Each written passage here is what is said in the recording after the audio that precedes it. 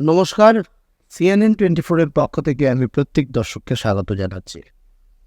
ইতিমধ্যে নির্বাচনের ঘোষণা হতে হতে প্রায় আর কিছুদিনের মধ্যেই নির্বাচনের ঘোষণা হবে। এই মুহূর্তে গোটা আসামে একটা উৎসবমুখর পরিবেশ নির্বাচনকে কেন্দ্র করে, এবং আমরা দেখতে পাচ্ছি প্রত্যেক প্রত্যাশী প্রতিটি দলের তারা কিন্তু নিজেদের মতো করে প্রচার কার্যে নিয়োজিত হয়েছেন বা প্রচার কার্যে তারা এগিয়ে চলেছে। এই মুহূর্তে আমাদের স্টুডিওতে আজকের যে বিশেষ অনুষ্ঠান রয়েছে, যুক্তিতর্কে মুখোমুখি, এই অনুষ্ঠানে আমরা চেষ্টা করব প্রতিটি বিধানসভার শাসক দল এবং বিরোধী দলের যারা প্রত্যাশী রয়েছেন তাদের নিয়ে আসার জন্য। এবং ঠিক আজকে আমাদের স্টুডিওতে রয়েছেন শাসক দলের প্রত্যাশী তন্ময় পুরকায়স্থ। আমরা তন্ময় বাবুকে স্বাগত জানাচ্ছি আমাদের স্টুডিওতে, এবং রয়েছেন আমাদের দল কংগ্রেসের প্রত্যাশী বরখলা থেকে সঞ্জীব রায়, আমরা স্বাগত জানাচ্ছি। তো প্রথমেই তন্ময় বাবুর কাছে চলে যাব, আপনি কেন নির্বাচনে প্রতিদ্বন্দ্বিতা করছেন? যেহেতু আমরা যদি দেখি 2001 ইংরেজি থেকে এই আসনে প্রথমে কংগ্রেস, তারপর বিজেপি, তারপর কংগ্রেস, তারপর বিজেপি, বর্তমানে কংগ্রেস দলের বিধায়ক রয়েছেন। তো এখানে কিশোরনাথ মহাশয় ছিলেন, রুমিনাথ ছিলেন আপনাদের দলের হয়ে। তো কেন প্রত্যাশী? আমি প্রত্যেককে আপনাদের এই চ্যানেল 24 চ্যানেলকে আমি ধন্যবাদ জানাই আমাকে আমন্ত্রণ করার জন্য। দেখুন, আমি বরখলাতে বিগত 25 বছর থেকে বিভিন্ন ইলেকশনে বিভিন্ন দায়িত্ব নিয়ে ভারতীয় জনতা পার্টির হয়ে কাজ করেছি। যখন 2001 ইংরাজিতে ত্রিলোক্যনাথ মহাশয় প্রতিদ্বন্দ্বিতা করেন, তারপরে ওনার মেয়ে রবীন্দ্রনাথ প্রতিদ্বন্দ্বিতা করেন, তারপরে বিজয়লক্ষ্মী চক্রবর্তী প্রতিদ্বন্দ্বিতা করেন, তারপরে কিশোরনাথ প্রতিদ্বন্দ্বিতা করেন, তারপরে অমলেন্দু দাস প্রতিদ্বন্দ্বিতা করেন, এবং এমপি ইলেকশনে আমার জেঠু গোবিন্দ পুরকায়স্থ মহাশয়ের 2বার ইলেকশনে আমি অগ্রণী ভূমিকা নিয়ে কাজ করার চেষ্টা করেছি সম্পূর্ণ বিধানসভা ইয়েতে এবং বরখলা বিধানসভাতে। বরখলা বিধানসভার এখন তো অনেকটা এলাকা নতুন জুড়েছে, কিন্তু পুরনো যে বরখলা এলাকা, এটার মধ্যে আমার প্রত্যেক এলাকাতে প্রত্যেক গ্রামে আমার পরিচিতি লোক আছেন।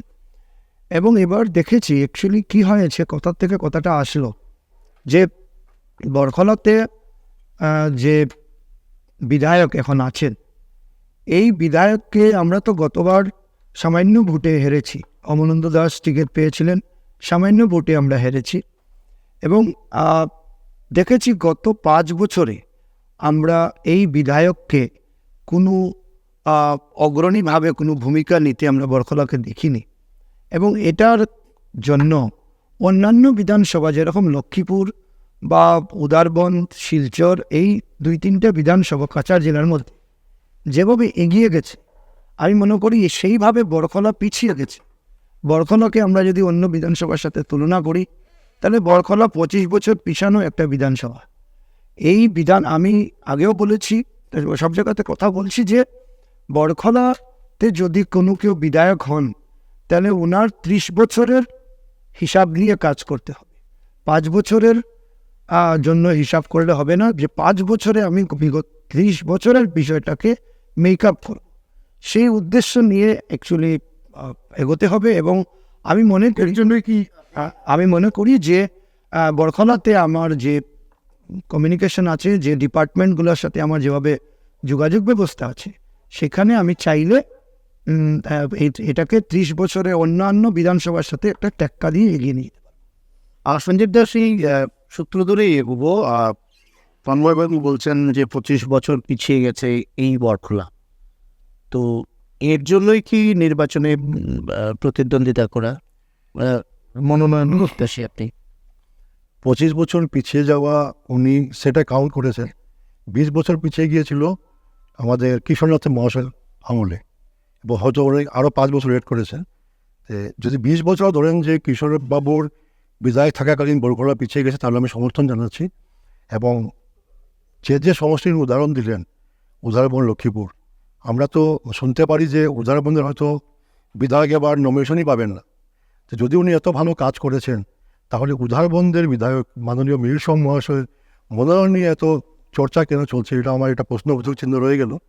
আর যদি উনি না পান, তাহলে তন্ময়বাবুর যে কথাটা যে উদারবন্দ এগিয়ে গেছে, তাহলে হয়তো হেমন্ত বিশ্ব শর্মা বা ওনার যারা হাইকমান্ড, ওরা টিকিটটা না দিয়ে প্রমাণ করবেন যে উদারবন্দ এগিয়ে যায়নি, পিছিয়ে চলে গেছে। না, সেটা আলাদা ব্যাপার, কিন্তু যে কথাটা আমি শুরুতে বলছিলাম যে দুবারের মন্ত্রী 2001 সন থেকে যদি আমরা দেখি, দুইবারের মন্ত্রী, একবারের বিধায়ক মিসবাউল ইসলাম লস্কর সাহেব, বর্তমানে তিনি বিধায়ক রয়েছেন।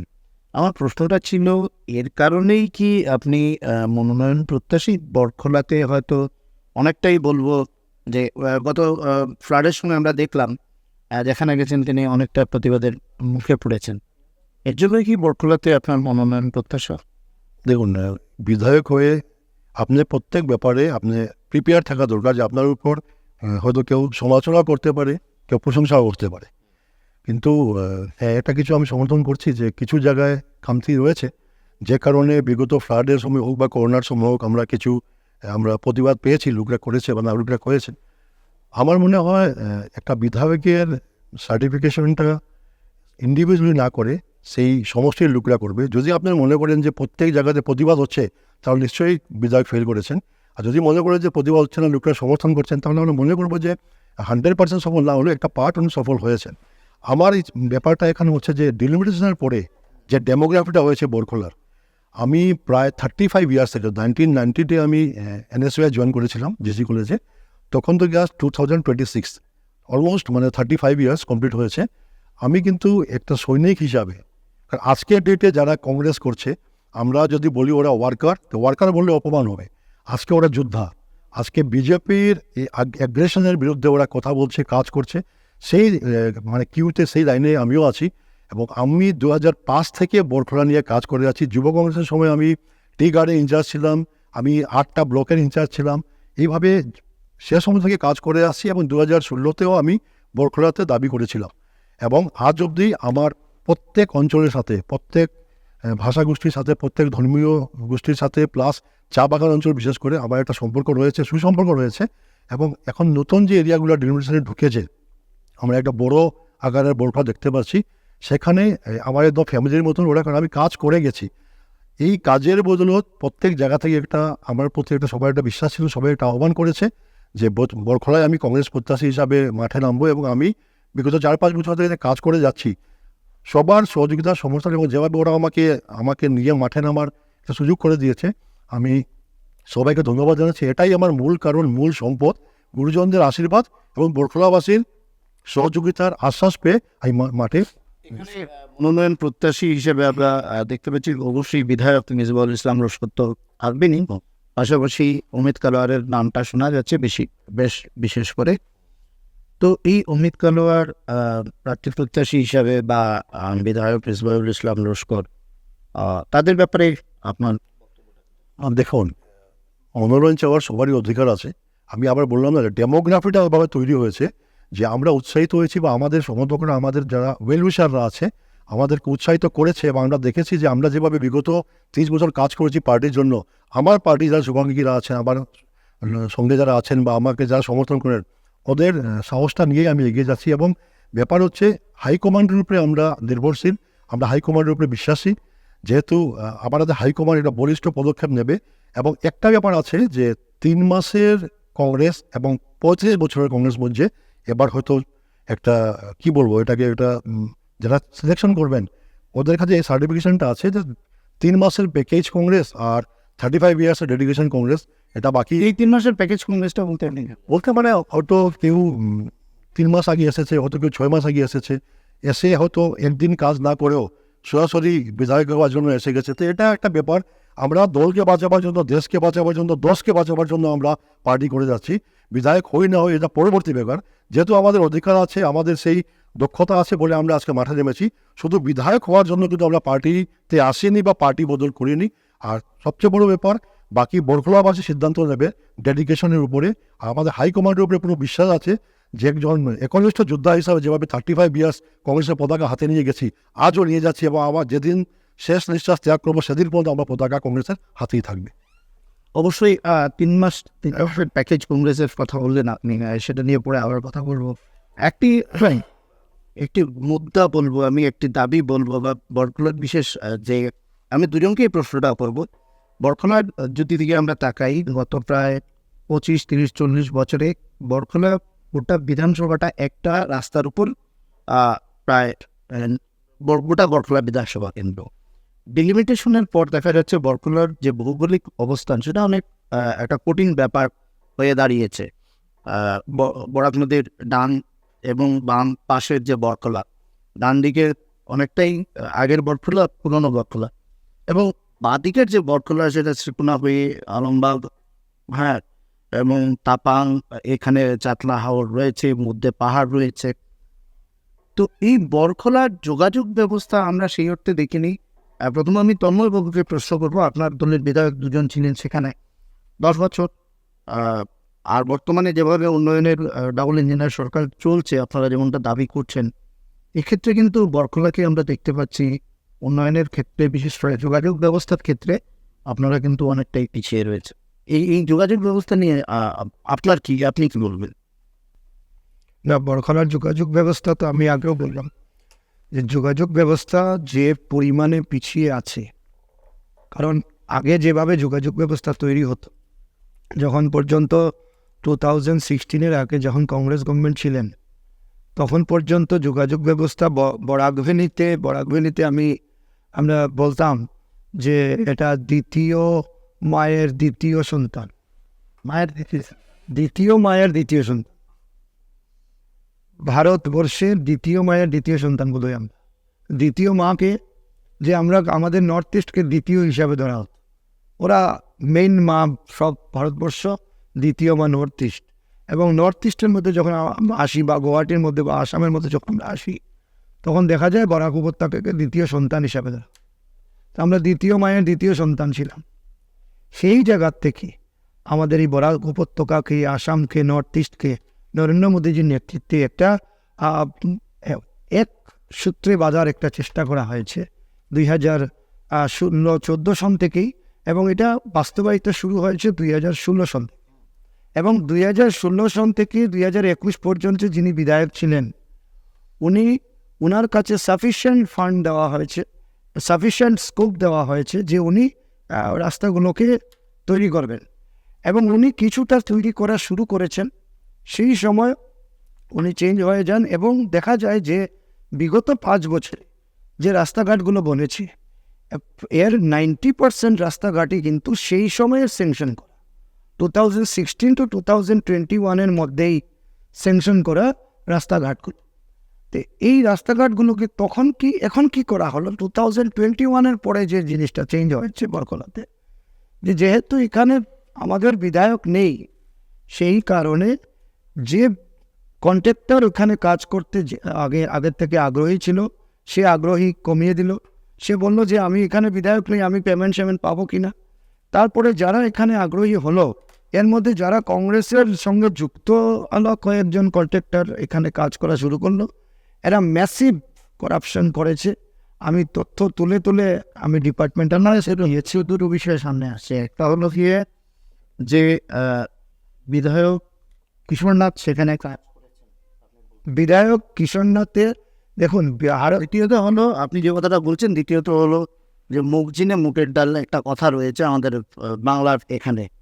তো এখানে বিধায়ক নেই, সেজন্য কাজ হবে না, রাজ্য সরকার বা বিজেপি দল এটা করবে, এটাই যারা আপনি বলছেন যেটা রাস্তাঘাটের কথা, রাস্তাঘাট যে 2-3টা স্কিমের মাধ্যমে সেন্ট্রাল গভর্নমেন্ট, স্টেট গভর্নমেন্ট দুটা আলাদা স্কিমে হয়।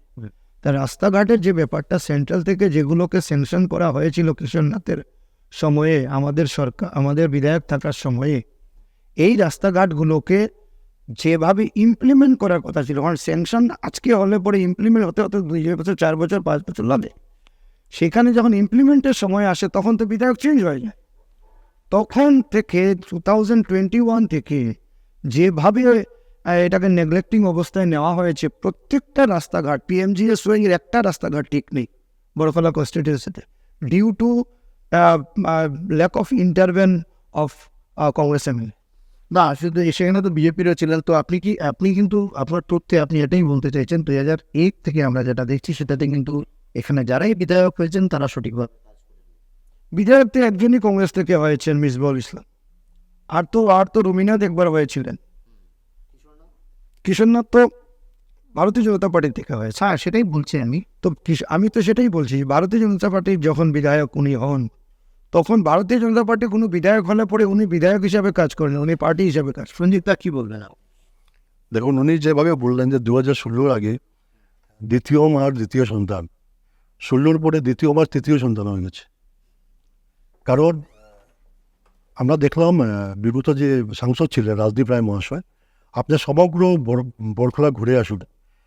এই যে এমপি সেন্ট্রাল গভর্নমেন্ট মোদী সরকার আছে, ওর একটা সক্রিয় এমপি হিসাবে বড়খলা সমষ্টিতে আমাদের প্রাক্তন সাংসদ যিনি ছিলেন ওনার কী অবদান আছে আজ আবার ঘুরে আসবেন।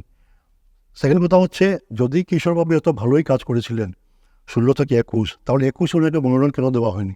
হাইকমান্ড নিশ্চয়ই দেখেছেন উনি কাজ করেননি, বা ওনাকে দিলে সিটটা হারবে, কারণ ওনার বিরুদ্ধে অ্যান্টি ইনকামেন্সি ছিল। যার বিরুদ্ধে অ্যান্টি ইনকামেন্সি ছিল, যাকে মনোনয়ন দেওয়া হয়নি, ওর প্রশংসা কতটুকু যোগ্য এটা আমি বলতে পারি না। দ্বিতীয় কথা হচ্ছে যে একজন বিধায়ক থাকলে একটা কন্ট্রাক্টর কাজ করবে না, কারণ বিল পাবে কি না, বিল তো বিধায়ক দেবেন না, বিল তো as per system as per protocol কাজ হবে, সরকারি তরফ থেকে বিলটা আসবে। আমার মনে হয় যেহেতু আমাদের দলের ভারতীয় জাতীয় কংগ্রেস দলের বিধায়ক ছিলেন, সেই জন্য আসাম সরকার সেটাকে নেগলেক্ট করে রেখেছিল, কাজ করার সুযোগ দেয়নি, এবং বিধায়ক চেষ্টা করার পরও হয়তো বিফল হয়েছেন। আর আজ যদি বিফলতার দায় আমাদের বিধায়ক মিসবাউল ইসলাম সাহেবের উপর দেওয়া হয়, তাহলে সেটাকে আসাম সরকারের উপরে দেওয়া হবে এবং বিগত সাংসদ রাজদীপ রায়ের উপরে দেওয়া হবে। না, আমি তথ্যর উপরে কথা বলছি না, আমি এটাই বলছি, আমি ওনার কথার উত্তরেই বলছি যে এটা তথ্যের উপরে আছে। আপনি পিএমজিএসওয়াই 2017, 18, 19, 20 এই 3 বছরে যে পিএমজিএসওয়াই স্যাংশন হয়েছে, কিশোরনাথের আমল ছিল, কিশোরনাথ বিধায়ক ছিলেন। এইগুলো ইমপ্লিমেন্ট হয়েছে 2022, 23, 21, 22 এইরকম সময় হয়েছে, 24 এখনও দু একটা চলছে। আপনি গিয়ে দেখুন এটার সরকারি রেকর্ড মতে যেভাবে ফান্ড ইউটিলাইজেশন আছে, আর রাস্তায় গিয়ে দেখুন সেইভাবে হয়নি। তো এসে কাকে আমরাও দায়ী করবো? এখানে লোকাল এমএলএ যদি কনস্ট্যান্টলি সজাগ থাকেন, তাহলে এখানে এইসব ইয়ে হতো না। তো এই কারণে আমি বলছি যে এই বিধায়ক, কংগ্রেসের বিধায়ক থাকায় এই জিনিসটা আমরা পিছিয়ে গেছি। আমি একটু টেনে বলছি আর কি, যে যেভাবে কিশোরবাবুর আমলে যে স্যাংশনগুলো হয়েছিল, সেটাকে ধরা হচ্ছে যে মিসবাউল সাহেবের সময় যে কাজ হয়েছে, এটা কিশোরবাবুর সময় এটা হয়েছিল, মানে কী বলে এটাকে গ্রান্ট করা হয়েছিল। সেইভাবেই রবীন্দ্রনাথের সময় কাজগুলো গ্রান্ট হয়েছিল যেটা কিশোরবাবু করেছেন। এটা একটা কন্টিনিউয়াস প্রসেস, এটা হবেই। ডেভেলপমেন্ট একটা এরিয়ার শুধু প্রেজেন্ট এমএলএর উপরে ডিপেন্ড করে না, পাস্ট এমএলএর উপরে ডিপেন্ড করে। সেভাবে রবীন্দ্রনাথের অনেক স্যাংশনগুলো কিশোরবাবু করেছেন, কিশোরবাবুর অনেক স্যাংশনগুলো মিসবাহ সাহেব করেছেন, মিসবাহ সাহেব অনেক স্যাংশনগুলো নেক্সট বিধায়ক করবে। This is a continuous process, এটা গভর্নমেন্ট প্রসিজিওর। এটা এখানে কাউকে অভিযোগ করে লাভ নেই। তবে আমার মনে হয় যে 16 পর্যন্ত বড়খলা সমষ্টি সরকারের দ্বিতীয় মায়ের দ্বিতীয় সন্তান ছিল, এবং 16 পরে দ্বিতীয় মায়ের তৃতীয় সন্তান হয়ে গেছে। এসআর নিয়ে সমস্ত রাজ্যে আমরা দেখতে পাচ্ছি একটা তীব্র সমস্যা চলছে। এই এসআর সাধারণ মানুষের উপর যেভাবে প্রভাব ফেলেছে আমরা এনআরসির সময় ঠিক সেভাবে দেখলাম। এটা নিয়ে তন্ময়বাবুর বক্তব্য কি? না, আমার যে শর্টে আমি যদি বলবো যে এসআর একটা প্রক্রিয়া, যে প্রক্রিয়াতে লোকেদের ভেরিফিকেশন হবে, ডোর টু ডোর ভেরিফিকেশন হবে, এবং এটা প্রয়োজন ছিল, এই জিনিসটা হওয়ার দরকার ছিল, এবং এটা খুব শক্ত হাতে করার চেষ্টা করা হয়েছে। কিন্তু মারাত্মক ত্রুটিগুলো তো সামনে আসছে। ত্রুটি একটা ইমপ্লিমেন্টেশন হলে অনেকগুলো ছোটোখাটো ত্রুটি, আমি যদি একটা ঘর বানাই তাহলে আমার ঘরের মধ্যে 1-2টা পিলারের মধ্যে ত্রুটি থাকবেই, কিন্তু সেটাকে রেকটিফাই করার মতো ব্যবস্থা আছে ইয়ের কাছে, ইলেকশন কমিশনের কাছে, এবং ইলেকশন কমিশন সেটা খুব সিনসিয়ারলি করেছেন, এবং এটা এসআরটা খুব দরকার ছিল। কারণ আমরা দেখেছি আমাদের আসামের যে ডেমোক্রেসি, কি মনে হয় আপনার পড়বে? দেখুন এটা নির্বাচনের সাথে এটার কোনো যোগসাজশ নেই, কারণ এসে 100% আছে। রাজনৈতিক দলের সাথে এটা তো কোনো রাজনৈতিক দল এটা করছে না, এটা করছে কে? এটা নির্বাচন কমিশন করছে। নির্বাচন কমিশন একটা আলাদা এন্টাইটি, সেটা রাজনৈতিক দলের সাথে রাজনৈতিক দল ঠিক কীভাবে চলবে না চলবে ইলেকশন করানো, এটার কাজ হচ্ছে ইলেকশন। আমি প্রশ্ন করেছি এটা কি আপনাদের এই যে নির্বাচনী এজেন্ডা যেগুলো না না, নির্বাচন এজেন্ডার সাথে এটার কোনো আমি বলি এটা তো ডাইরেক্টলি নির্বাচন কমিশনের আওতায় পড়ে গ্যাসারটা। নির্বাচন কমিশন একটা গাইডলাইন তৈরি করে দিয়েছে কীভাবে প্লেস করা হবে, কোথায় গিয়ে বিএলও যাবে, কোথায় বিএলএ যাবে, কীভাবে প্রসিজিওর বানানো হয়েছে, একটা রোড ম্যাপ বানানো হয়েছে যে কমপ্লেন কীভাবে দেওয়া হবে, উইথড্র কীভাবে হবে, ডিসিশন কীভাবে হবে, ট্রান্সফার কীভাবে হবে, সব দেওয়া হয়েছে তো। কিন্তু আশ্চর্য ব্যাপার, যেভাবে আমার বন্ধুরা বললেন, আজকে একটা আমরা স্টেটমেন্ট দেখলাম মুখ্যমন্ত্রীর, নির্বাচন কমিশনের আওতায় যে কাজটা হচ্ছে এশার, মুখ্যমন্ত্রী বলেছেন যে আমি সবাইকে নির্দেশ দিয়েছি আসামে যে যদি ডাউটফুল থাকে তাহলে অভিযোগ করুন। এই অ্যাপিলটা তো নির্বাচন কমিশন করেছেই, নির্বাচন কমিশন গাইডলাইন প্রসিডিওর বানিয়ে দিয়েছে, এখানে মুখ্যমন্ত্রী স্টেটমেন্ট দেওয়ার প্রয়োজনই নেই। যেহেতু পরেরবাবু বলছেন যে এটা একটা আলাদা প্ল্যাটফর্ম, আমরা 100% মানি এটা আলাদা প্ল্যাটফর্ম, সেই প্ল্যাটফর্মের মধ্যে নিজেকে ইন্টারফেয়ার করে উনি ডাইরেকশন দিচ্ছেন যে আমি বলেছি সবাইকে যে ডাউট যদি থাকে তোমরা এটা কমপ্লেন করো, ঠিক আছে। আমার ব্যাপার যেটা তো এটা গাইডলাইন তো দিয়ে দিয়েছে নির্বাচন কমিশন।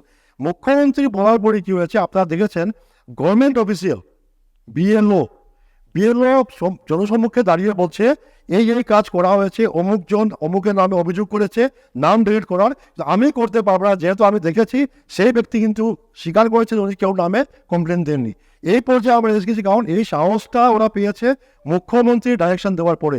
আমার মনে হয় এটা ভারতের রাজনৈতিক ইতিহাসে এটা একটা কলঙ্কময় অধ্যায় থাকবে যে মুখ্যমন্ত্রী নিজের স্বীকার করছেন যে উনি সবাইকে বলেছেন, দলীয় কর্মীকে বলেছেন যে যদি ডাউটফুল থাকে আপনারা অভিযোগ দেন। এখানে মুখ্যমন্ত্রীর ডাইরেকশন কোনো দরকার নেই, নির্বাচন কমিশনের গাইডলাইন আছে। সুদীপ্তা যে কথাটা বলছেন, দেখুন আইনের মধ্যে কথা বলবো, আইনের বাউন্ডারির বাইরে গিয়ে রাজনীতির এসআর এবং রাজনীতি দুইটা জিনিস, আলাদা জিনিস। এটাকে কংগ্রেস, আমি বলছি কংগ্রেস এবং কংগ্রেসের কাছে কোনো মুদ্রা না থাকায়, ডেভেলপমেন্টের উপরে কোনো মুদ্রা, আচ্ছা আপনি বলছেন কংগ্রেসের সেটা এসআর এর সাথে স্যার, যেটা মুখ্যমন্ত্রীর কথা উনি বলছেন, মুখ্যমন্ত্রী তো ভারতীয় জনতা পার্টির একমাত্র মুখ্যমন্ত্রী নন, মুখ্যমন্ত্রী তো সম্পূর্ণ আসামের, এবং মুখ্যমন্ত্রী উনি গৃহমন্ত্রীও, এবং অ্যাডমিনিস্ট্রেটিভ বিষয়ে উনার দেখার রাইট আছে। তো আজকে কারা ইমপ্লিমেন্ট করছে বিষয়টাকে, ইমপ্লিমেন্ট কে করছে? ইমপ্লিমেন্ট তো অ্যাডমিনিস্ট্রেশন করছে। তাহলে অ্যাডমিনিস্ট্রেশনকে গাইডেন্স দেওয়া, অ্যাডমিনিস্ট্রেশনকে কোনো ধরনের দেওয়া, এটা তো মুখ্যমন্ত্রীর কাজ, এটা তো মুখ্যমন্ত্রী করবেনি। এটা মুখ্যমন্ত্রী বিজেপির মুখ্যমন্ত্রী হিসেবে, কংগ্রেসের মুখ্যমন্ত্রী হিসেবে করার কথা না। ওই জন্য এছাড়া যদি উনি যে আহ্বান জানিয়েছেন, এটাও তো গাইডলাইনের মধ্যেই আছে যে নির্বাচন কমিশন বলে দিয়েছে কোনো ধরনের কমপ্লেন থাকলে আমি বলছি মুখ্যমন্ত্রী জনগণকে আহ্বান করে। সেটাই তো আমি বলছি, গাইডলাইন আছে অলরেডি, তো মুখ্যমন্ত্রী করার কিছু নেই। মুখ্যমন্ত্রী জনগণকেও আহ্বান করতে পারেন এবং অ্যাডমিনিস্ট্রেশনকেও বলতে পারেন, দুটারই রাইট ওনার আছে, এবং এই রাইট অনুযায়ী উনি কথা বলেছেন, ঠিক বলেছেন। সেই জন্য বিএলও পাবলিকলি দাঁড়িয়ে আপনার গণতন্ত্র চতুর্থ স্তম্ভের সম্মুখে দাঁড়িয়ে বলছে যে এটা একটা কারসাজি হচ্ছে এবং আমি এটা করতে পারবো না।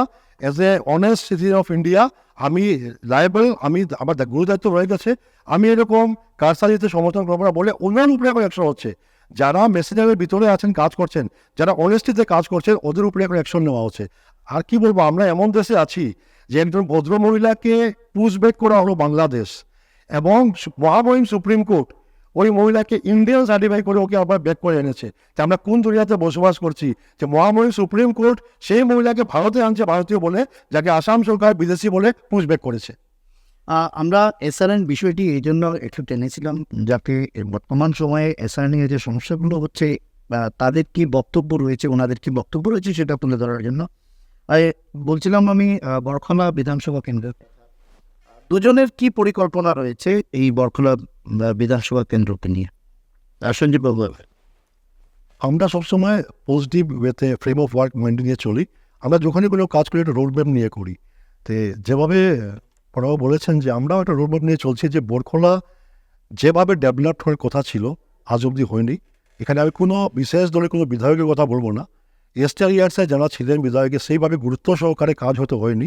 আর যদি আমার মনে হয় আজকে এমন একজন নেতৃত্বের প্রয়োজন আছে যারা একটা রোড ম্যাপ তৈরি করে আজকে যারা কচিকা যারা আছে, যারা আগামী দিনে ভারতের সুনাগরিক হবেন, ওদের ভবিষ্যৎটা সুনিশ্চিত করা এবং সাথে ডেভেলপমেন্ট এমনভাবে করা যে এখানে কাস্ট, কমিউনিটি, রিলিজিয়ান, ল্যাঙ্গুয়েজ কিছু আসে না। ডেভেলপ কী হবে? বরখলা হবে। কারা এটার ফায়দা পাবে? বরখলাবাসী পাবে। আমরা এখানে কোনো মিয়া বলে, কাস্ট বলে, চা বাগান বলে আমরা ডিফারেন্সিয়েট করবো না। আমার রোড ম্যাপটা হচ্ছে যে একটা ডেভেলপড বরখলা আমরা তৈরি করতে চাই, যেখানে শিক্ষা একটা মান তৈরি করা হবে এবং সমগ্র আসামে বরখলা সমষ্টির শিক্ষা নিয়ে যাতে লোকেরা এক্সাম্পল দিতে পারে, শুধু আসাম নয় উত্তর পূর্বাঞ্চলে। সাথেই যারা বিগত দিনে বরখলাকে নেতৃত্ব দিয়েছেন ওদেরও অনেক স্বপ্ন ছিল, হয়তো ওরা সম্পূর্ণ করতে পারেননি। ওদের স্বপ্নটাতে আমরা বাস্তবায়িত করতে পারি বা আগামী দিনে আমরা একটা ঐক্যের বরখলা, যেখানে হিন্দু, মুসলমান, বৌদ্ধ, খ্রিস্টান সবাই এক মঞ্চে সুন্দরভাবে চলতে পারবে শিক্ষাকে হাতে নিয়ে। এবং যেহেতু একটা আমি স্পোর্টসম্যান হিসাবে আমার নিজে একটা পরিচিতি আছে, ক্রীড়া ক্ষেত্রে, খেলাধুলার ক্ষেত্রে আমরা বরখলাকে খুব আগে নিয়ে যেতে পারি, এগিয়ে নিয়ে যেতে চাই, সেদিকে আমরা তাকিয়েছি। আমার একটাই স্লোগান থাকবে বরখলাবাসীর জন্য, যে আমরা সেই স্লোগানে বিশ্বাস করি, ঈশ্বর আল্লাহ তেরো নাম সবকো সুমতি দে ভগবান। তন্ময়বাবু, কী স্বপ্ন রয়েছে বরখলা নিয়ে, কী পরিকল্পনা রয়েছে? দেখুন, পরিকল্পনা আমি আগেও প্রথমেই বলছি যে বরখলা প্রথম 3টে কাজ। বরখলা 25 বছর পিছিয়ে গেছে। আমি সঞ্জীবদার একটা কথাতে আমি একমত যে আমরা যেটাই করব আলটিমেটলি তো ডেভেলপমেন্ট তো বরখলা নিয়ে চিন্তা করছি। আলটিমেটলি আমরা যে দলেরই হই না কেন, চিন্তা ভাবনা আমরা যে বরখলা উন্নয়ন হোক। বরখলাতে যে সমস্যাগুলো আছে এর মধ্যে যে প্রথম 5-7টা সমস্যা সেটাকে মেটাতে হবে। নাম্বার 1 হচ্ছে গিয়ে বরখলা ইনফ্রাস্ট্রাকচার, যে রোডের যে অবস্থাটা, সেটাকে একটা সিনসিয়ারভাবে ডিপার্টমেন্টের লোকেদের সাথে বসে সিনিয়র চিফ মিনিস্টার বা মিনিস্টার যিনি থাকবেন ওনার সাথে বসে বরখলার জন্য কিছু এডিশনাল ফান্ড এনে সেন্ট্রাল গভর্নমেন্টের যে স্কিমগুলো চলছে পিএমজিএসওয়াই, টিএমজিএসওয়াই, সেগুলোকে এডিশনাল ফান্ড এনে একটা ইনফ্রাস্ট্রাকচার ডেভেলপমেন্টটা সাংঘাতিকভাবে করতে হবে। 2 নম্বর হচ্ছে যে বরখলার যে বেকারত্ব সমস্যা, সেটা কিন্তু মারাত্মক অবস্থা। কারণ বেশিরভাগ জায়গা গ্রামীণ অঞ্চল, এবং এই গ্রামীণ অঞ্চল প্রত্যেক ঘরে 2-4জন মানুষ বেকার অবস্থায় আছে। এই জায়গার থেকে বেরিয়ে আসতে গেলে আমার যেটা স্বপ্ন আছে যে ডিফারেন্ট ডিপার্টমেন্টের সাথে যোগাযোগ করে বরখলার প্রত্যেকটা গাঁও পঞ্চায়েত এলাকাতে একটা মিনি ইন্ডাস্ট্রি হওয়া প্রয়োজন। 30টা গাঁও পঞ্চায়েত, 31টা গাঁও পঞ্চায়েত আছে। আমি 30টাই যদি ধরি, 30টা গাঁও পঞ্চায়েত এলাকাতে 30টা মিনি ইন্ডাস্ট্রি হবে, এবং সেটার জন্য গভর্নমেন্টের কাছে, সেন্ট্রাল গভর্নমেন্টের কাছে অ্যাভেলেবল স্কিমগুলো আছে। এই স্কিমগুলোকে যদি আমরা সঠিকভাবে নিয়ে আসতে পারি, গভর্নমেন্টের কাছ থেকে সেন্ট্রাল গভর্নমেন্টের কাছ থেকে, স্টেট গভর্নমেন্টের কাছ থেকে নিয়ে আসতে পারি, তাহলে কিন্তু প্রত্যেক গাঁও পঞ্চায়েতে 1000 লোককে, 1000 জেনজিদের, 1000 ইউথদের আমরা রোজগার দিতে পারবো। এই ধরনের অনেকগুলো স্কিম রয়ে গেছে। ইনিশিয়ালি প্রথম 1-2 বছরের মধ্যেই এগুলো দেওয়া যাবে। তো এটা দুটা হচ্ছে। 3 নম্বর, ফ্লাডের জন্য, যে ফ্লাড আসলে পরে বরখলাতে যে ভাঙনটা হয়, সেই ভাঙনটা সাংঘাতিক অবস্থা। এটা ইরোশনের জন্য একটা বৃহৎ স্টেপ নিতে হবে। চতুর্থ, বরখলাতে আরও যে সমস্যাটা, হেলথের যে ইনফ্রাস্ট্রাকচার আছে বরখলাতে, সাংঘাতিক বাজে অবস্থা। যেগুলো আমরা পিএসসি দেখি, এগুলো একটারও অবস্থা ঠিক না। এগুলোকে আরও আপগ্রেডেড অবস্থায় নিয়ে যাওয়ার ব্যবস্থা করতে হবে। এবং আরও অনেকগুলো আছে, আমি সময়ের শর্ট তাই বলছি না। একটা জিনিস, আমি যে জিনিসটা করার চেষ্টা করব, আমার যেটা আছে যে বরখলাতে যাতে করাপশন কোনো মতে না হয়। কোনো ডিপার্টমেন্টের, কোনো ক্ষেত্রে, কোনো একজন অফিসার যদি থাকেন, তাহলে সকালে 10টায় অফিসে আসতে হবে, বিকাল 6টা পর্যন্ত, 5টা পর্যন্ত ওনার কাজ করে যেতে হবে। কোনো অফিসার কোনো ঘুষ নেওয়া তো বহুত দূরের কথা, কোনো অফিসার ওনার নিজের যে আছে সেখানে কোনো ধরনের নেগলিজেন্সি করতে পারবেন না। করাপশন ফ্রি একটা উন্নত বরখলা এবং যেখানে লোকেদের রোজগার করার জন্য ব্যাঙ্গালোরে কর্ণাটকে যেতে হবে না, সেই ধরনের একটা বরখোলা তৈরি করতে চাই। সেই উদ্দেশ্যেই একটা কথা আপনারা দুজনেই কিন্তু সেটা হয়তো ভুলে গেছেন বা হয়তো সেটা খেয়াল করেননি। বরখোলা জিওগ্রাফিক্যালি ভৌগোলিকভাবে বরখোলার যে অবস্থানটা উত্তর থেকে দক্ষিণ পর্যন্ত, সেখানে রয়েছে পাহাড়, হাওর, নদী, সমতল, এবং এখানে কিন্তু একটা বিভিন্ন জায়গায় পর্যটন কেন্দ্র করা যায়, শিল্প গড়ে তোলা যায়। এটা নিয়ে কিন্তু দুজনকে আপনারা দেখলাম। আমি আপনাকে ইনডাইরেক্টলি কথাটা উত্তর দিয়েছি। আমাকে একটা কথা বলুন, আমি সঞ্জীবদার আগে বললাম, হ্যাঁ মাফ করবেন, যে আপনি দেখবেন যে আমরা যদি কোনো গুয়াহাটিতে যাই বা আমি যদি ক্যালকাটাতে যাই, বড় কোনো শহরে যদি আমরা গিয়ে ঢুকি, তো দেখবেন ঢুকার ঠিক আগের থেকে ইন্ডাস্ট্রিয়াল ব্যবস্থা শুরু হয়। দেখবেন শহরে ঢুকছি, এর 1 ঘন্টা আগে, আধা ঘন্টা আগে বুঝতে পারবেন যে আমি শহরের আশেপাশে। কীভাবে বুঝবেন? যে আশেপাশে বিভিন্ন ধরনের ছোট বড় ইন্ডাস্ট্রি চলছে, এখানের মধ্যে বড় বড় ট্রাক চলছে। এই যে ব্যবস্থাটা, আমরা যখন আমাদের এই বরাক উপত্যকায় ঢুকি, তখন কিন্তু ঢুকি বরখোলাতে। ঢুকার সময়ে প্রথম বরাক উপত্যকায় ঢুকার সময় আমরা পাই মহাসড়ক দিয়ে আসলে মহাসড়ক আমরা পাই, প্রথমে বরখোলা যে এলাকাগুলো পাই, অ্যাবান্ডেন্ট এলাকা পড়ে আছে। আমি একটা জায়গার কথা বলতে পারবো যেখানে 2500 বিঘা বরখোলাতে ফ্রি ল্যান্ড পড়ে আছে গভর্নমেন্টের খাতায়। এটা ট্যাক্স হয়তো গভর্নমেন্ট কোনোভাবে পাচ্ছেন, কিন্তু সেটাকে যদি ইন্ডাস্ট্রিয়ালাইজেশনের দিকে এগিয়ে নিয়ে যাও, কে নিয়ে এগিয়ে যাবে? বরখোলার জন্য তো চিফ মিনিস্টার গিয়ে কথা বলবেন না। চিফ মিনিস্টার বলবেন সমগ্র আসামের জন্য।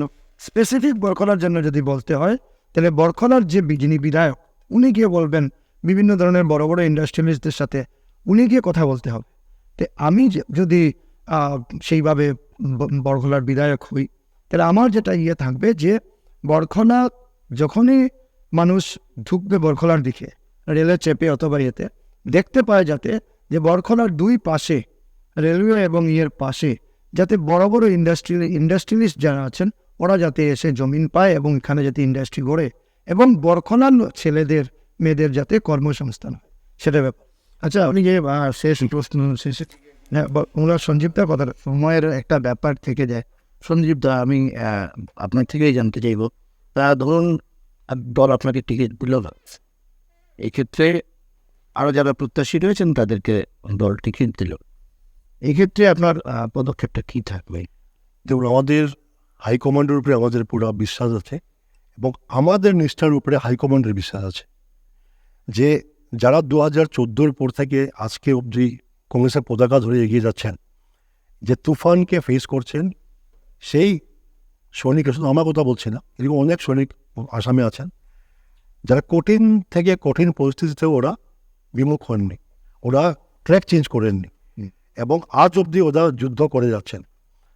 বললাম যেভাবে আমি হাইকমান্ডের উপরে বিশ্বাসী, হাইকমান্ডও আমাদের নিষ্ঠার উপরে বিশ্বাস রাখবে এবং আমার মনে হয় এবার যাকে মনোনয়ন দেওয়া হবে, সমগ্র আসামের কথা বলছি, সাথে বরখোলার কথা বলছি, আমাদের ফার্স্ট ক্রাইটেরিয়া নিশ্চয়ই এটা হবে যে যাকে মনোনয়ন দেওয়া হবে হি ওর সি মাস্ট বি 100% কংগ্রেসম্যান।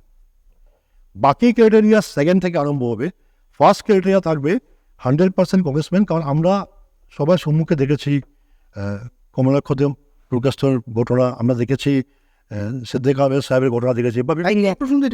এই প্রসঙ্গে যদি আমি আপনাকে বলি যে আমরা দেখতে পাচ্ছি বিভিন্ন সময় বদরুদ্দিন আজমল, তারপর অখিল গগৈ, লুরিনজ্যোতি, এরা কিন্তু বলছে, সম্প্রতি আমরা একটা ঘটনা দেখলাম, একজন 48 ঘন্টা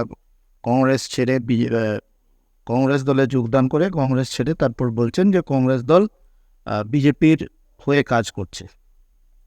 এটা তো অভিযোগ পাল্টা অভিযোগ থাকবেই। এখন কংগ্রেস দল যদি বিজেপি হয়ে কাজ করছে, তাহলে এখানে আর ডিবেটের কোনো কথাই থাকে না, কারণ সমগ্র আসাম জানে, ভারতবর্ষ জানে, আসামে যদি বিজেপিকে সরিয়ে কেউ সরকার বানাতে পারে, this is only Indian national Congress. আগামী 26-এ সেই কথাটা আমরা প্রমাণ করে দেখাবো। আমাদের গৌরব গগৈজির নেতৃত্বে আসামে কংগ্রেস সরকার গঠন করবে এবং যারা এখন অভিযোগ বা পাল্টা অভিযোগ করছেন, ওরা জাস্ট একটা স্পেক্টার হিসাবে থাকবেন। এক্ষেত্রে যদি 3 মাসের প্যাকেজ ওয়ালা কেউ টিকিট দিয়ে দেয়, তো দেখুন, আমি বললাম না, দলের হাইকমান্ডের বিশ্বাস আছে আমাদের। দিয়ে দিলে আমরা সৈনিক হিসাবে নিশ্চয়ই কাজ করব, কিন্তু আগামী দিনের জন্য ইউথ জেনারেশনের কাছে আপকামিং যারা কংগ্রেস ক্যাডার থাকবেন ওদের জন্য কী মেসেজ যাবে এটা সময় ঠিক করবে। কমলাবাবু, যে প্রশ্নটা আমি করছিলাম, যদি আপনাকে দল মনোনয়ন না দিয়ে অন্য যারা প্রত্যাশী রয়েছেন, কিশোরনাথ রয়েছেন, অনুরাধা দেব রয়েছেন, আরও অনেকেই রয়েছেন, তাদের না, আমার যেটা আবেদন সেটা হচ্ছে যে আমি হাইকমান্ডের কাছে, আমি দলের বিভিন্ন পদাধিকারীর কাছে আমি যে কথাগুলো আমার বায়োডাটা দিয়েছি, দিয়ে আমি এটাই বলেছি, যারা আপনার কাছে এখানে আসছে বেস্ট পার্সনকে দেওয়া হোক, বেস্ট এডুকেটেড পার্সনকে দেওয়া হোক, বেস্ট নলেজেবল পার্সনকে দেওয়া হোক, যে বরখলার দায়িত্ব নিতে পারে, যে বরখলাকে উন্নয়নমুখী নিয়ে যাওয়ার মতো ক্ষমতা রাখে। আপনারা যাদের দিবেন, যারা ইয়ে করবে, এদের থেকে যে পার্সন বেস্ট হবে তাকেই দেওয়া হবে। এরপরে আমি যদি বেস্ট না হই, তাহলে আমি 2 নম্বরে 3 নম্বরে থাকবো। তখন সর্বোপরিভাবে যাদেরকে নিয়ে আমরা এখন পুরো ক্যাম্পেইন করছি, আমি বলছি পুরো সর্বোপরিভাবে আমরা ঝাঁপিয়ে পড়বো, যেরকম বিগত 25 বছর থেকে আমরা ঝাঁপিয়ে পড়েছি বিভিন্ন সময় ইলেকশন আসলেই, সেইভাবে এইবারও ঝাঁপিয়ে পড়বো। যাকেই টিকিট দেওয়া হবে তার জন্য আমরা ঝাঁপিয়ে পড়বো। কিন্তু ঝাঁপিয়ে পড়ার আগের যে স্টেজটা, সেটা হচ্ছে যে যখন এক্সেল শিটে আমার আসবে, তখন আমি বিশ্বাসী যে আমার নামই প্রথমে আসবে প্রত্যেকটা সেগমেন্টে, এডুকেশনের থেকে শুরু করে, বরখলাতে বিগত দিনে কাজ করার থেকে শুরু করে, RSS ব্যাকগ্রাউন্ড থেকে শুরু করে, বাড়ির বিজেপির ব্যাকগ্রাউন্ড থেকে শুরু করে, নতুন বিজেপি নিয়ে পুরনো বিজেপি নিয়ে সমস্ত অ্যাসপেক্ট যখন কাউন্ট করা হবে, তা আমি বিশ্বাসী যে আমাকেই 1 নম্বর স্থানে রাখা হবে। যদি আমি 1 নম্বর থেকে ছিটকে যাই, যিনি 1 নম্বরে থাকবেন ওনার জন্য দিনরাত কাজ করব। তো আমরা প্রায় শেষের পথে, কারণ সময় সংকীর্ণ। সঞ্জীবদা, যে 3টে স্বপ্ন আমি রয়েছে উদার বরখলাকে নিয়ে, সেই 3টে স্বপ্ন আমরা জানতে। স্বপ্ন যেগুলো বলছি আমি, অত আমার শুধু না, সমগ্র বরখলাবাসীর স্বপ্ন। আমার একটা ইচ্ছে আছে যে বরখলা থেকে অনেক বড় বড় ক্রীড়াবিদরা উঠে এসেছেন, সেই বরখলাতে আমি একটা সাইর একটা সেন্টার আনার চেষ্টা করব। স্পোর্টস অথরিটি অফ ইন্ডিয়ার একটা সেন্টার আনবো, যাতে শুধু বরখলা সমষ্টির ছেলেমেয়েরাই না, বরাকের ছেলেমেয়েরা উপকৃত হয়। এবং দ্বিতীয় হচ্ছে, যেহেতু আমি বলেছি একটা এডুকেশনের দিকে আমার খুব ইচ্ছা যায় বরখলাকে নিয়ে যাব, সেখানে আমি কম্পিটিটিভ এক্সামের জন্য যাতে বরখলার ইউথরা এগিয়ে আসে, কম্পিটিটিভ এক্সামের জন্য আমি ফ্রি এডুকেশন দেওয়ার একটা চেষ্টা করব, যাতে আগামী দিনে ন্যাশনাল লেভেল হোক বা স্টেট লেভেল যারা কম্পিটিটিভ এক্সাম হয়, সেখানে আমার বরখলার ইউথরা গিয়ে বসতে পারে। আর থার্ড হচ্ছে, আমি একটা এমন বাতাবরণ দেখতে চাই বরখলাতে, যেখানে ধর্ম নিয়ে কোনো কথা হবে না, ভাষা নিয়ে কোনো কথা হবে না, সম্প্রদায় নিয়ে কথা হবে না। আমরা চাই ভারতবাসী হিসাবে, বরাকবাসী হিসাবে, বরখলাবাসী হিসাবে যে আমরা সবাই মিলে বরখলাকে এগিয়ে নিয়ে যাই। আবার সেম স্লোগান রয়ে গেল, ঈশ্বর আল্লাহ তেরো নাম সবকো সে উন্নতি দে ভগবান। আমাদের যে অনুষ্ঠান যুক্তিতর্কে প্রার্থী প্রত্যাশীরা আপনারা দেখলেন, বরখলা বিধানসভা কেন্দ্রের 2 মনোনয়ন প্রত্যাশী, 2 দলের, কংগ্রেস দলের সঞ্জীব রায় এবং দল বিজেপির তন্ময় পুরকায়স্থ ছিলেন আজকে আমাদের সঙ্গে। তারা তাদের মতামত অনেকটা বলবো আমি যুক্তিতর্ক তুলে ধরলেন, এবং আগামী দিনেও আমরা ঠিক এভাবে প্রত্যেকটা বিধানসভা কেন্দ্র থেকে তার মনোনয়ন প্রত্যাশীদের এনে এভাবেই যুক্তিতর্কের অনুষ্ঠানটা করব। ততক্ষণ অবধি আপনারা সঙ্গে থাকবেন। এবং প্রতিবারের মতো বলবো আমি, আমাদের এই অনুষ্ঠানগুলো, এই বিভিন্ন ধরনের বিভিন্ন রুচিসম্মত অনুষ্ঠানগুলো আপনারা সবার কাছে ছড়িয়ে দিতে অবশ্যই আপনারা শেয়ার করবেন এবং লাইক করবেন, কমেন্টও করবেন। ধন্যবাদ।